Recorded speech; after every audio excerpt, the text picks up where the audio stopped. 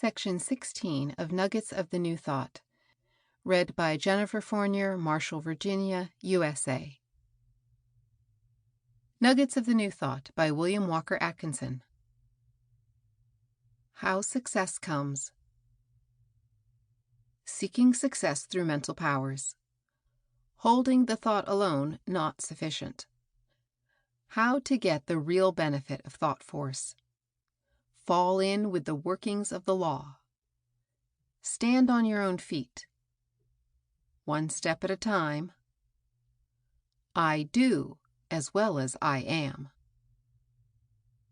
Many of the men and women who have been seeking prosperity by means of the powers of the mind have done so by holding the thought, and then folding their hands and calmly waiting for some lucky event to happen, or, in other words, for the long sought-for prize to drop down into the laps from out of the nowhere.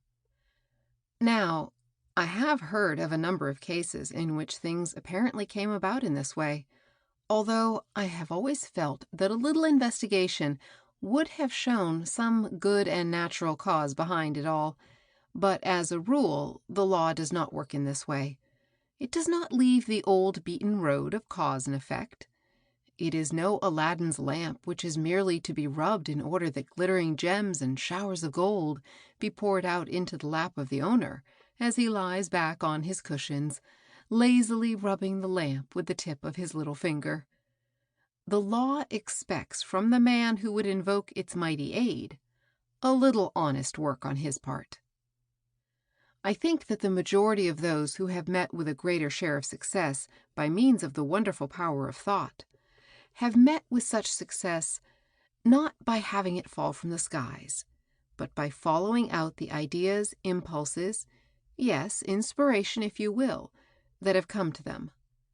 The man who has turned his back upon the old negative mental attitude, who has turned his face toward the rising sun, who has allowed the voice of faith again to be heard, who knows that the law which rules the motions of the worlds and still takes note of the sparrow's fall has his interest at heart and asks but for faith, that man, I say, finds that from time to time ideas will come into his mind just when they are needed, will find that the law takes cognizance of all human needs and has prepared a way to satisfy them. He finds that new ways are pointed out to him, avenues of escape from unbearable conditions, signboards pointing out the right road. But he must have faith in these little hints from the infinite and must follow them.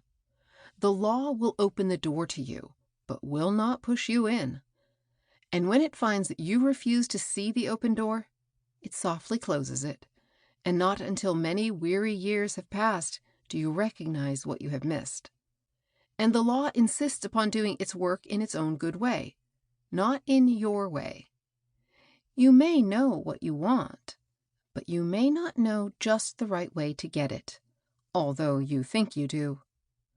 The law will give you many a hint and many a gentle push in the proper direction, but it always leaves you the liberty of choice, the right to refuse. It does not insist upon your love, your faith. That is, it does not make you love and have faith. But until you do love and have faith, you are not conscious of the promptings of the Spirit, or at most dismiss them as beneath your notice. Oh, ye of little faith, when will ye learn? The man who understands the workings of the law acts upon the tender impulses imparted to him without resistance. He does not ask to see the end of the journey, but he sees the step just ahead of him very plainly, and he hesitates not about taking it. He does not expect the law to bring results and place them in his hand. All he asks and desires is that the way be pointed out to him, and he is willing and ready to do the rest himself. The true man or woman does not wish to be fed with a spoon. All they ask is that they may have a fair chance to reach the source of supply, and they can manage to handle the spoon themselves. If any man think that the law is an incubator of parasites, of leeches, of vampires, he is greatly mistaken. The lesson of the law is to teach every man to stand upon his own feet, to lean not upon another, but at the same time to feel that he is guided by the great law of which he himself is a part, which manifests within him as well as without him, and that consequently, while placing his trust in the law, he trusts in himself. Not paradoxical at all when you have the key.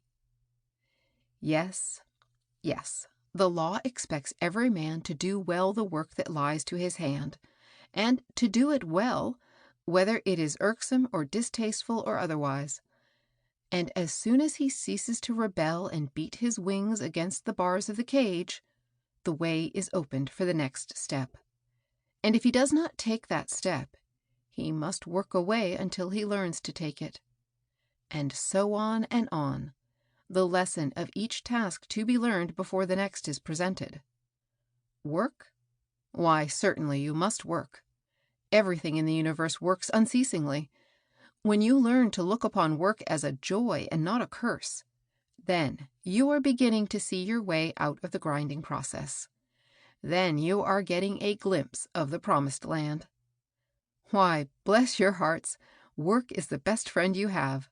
The only trouble is that you have treated it as an enemy, and it has paid you back in your own coin. When you learn to treat it as a friend, it will be only too glad to make up, and you will get along like two old cronies. Now, you people who have been sitting with folded hands and calmly waiting, and complaining that your own has not come to you, listen. You are mistaken. Your own has come to you. That's just the trouble. Your own is the thing you attract, and you have been attracting just what has come to you. Start in today, determined to fall in with the workings of the law, and pay attention to the I do side of things, as well as the I am, and you will receive new light. Great things are just ahead of you, but you must reach out for them. They're not going to drop into folded hands. This is the law. End of section 16.